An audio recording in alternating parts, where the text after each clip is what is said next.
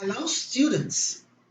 Today we're going to speak about procrastination and peer pressure. Procrastination is said to be the thief of time, but is also the avoidance of doing a task that needs to be accomplished. It is the practice of doing more pleasurable things instead of less pleasurable ones. In this chapter, you are to read the story on Patrick and answer the questions. When we return to Zoom classes, we will get into our groups to discuss how Patrick's procrastination affected him. There are two types of peer pressure: positive peer pressure and negative peer pressure. Positive peer pressure is when your peer group influences you to do something good.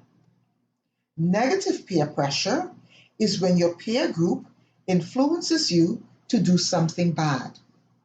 Let's consider the following scenarios. Peter was a student at Newberry High School and needed help to find his grade 7 classes. He was a new student, of course. However, the students, instead of assisting him, gave him a slap at the back of his head. When he screamed out in pain, they said, "All new students get this." What do you think? Was this positive or negative peer pressure? Sure, it was negative peer pressure. However, Mandy's first day at Gold Post Academy was a completely different experience.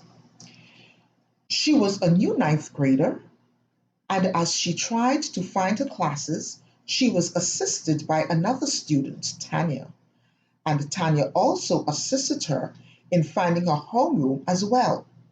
Was this negative or positive peer pressure? Are you positively or negatively influenced? Let's find out on our next class in Zoom. For your next assignment, read chapters 3 and 4 and do the activities on pages 15, 17, 18, 23, 24, 26, and 27. So I'll see you on Zoom.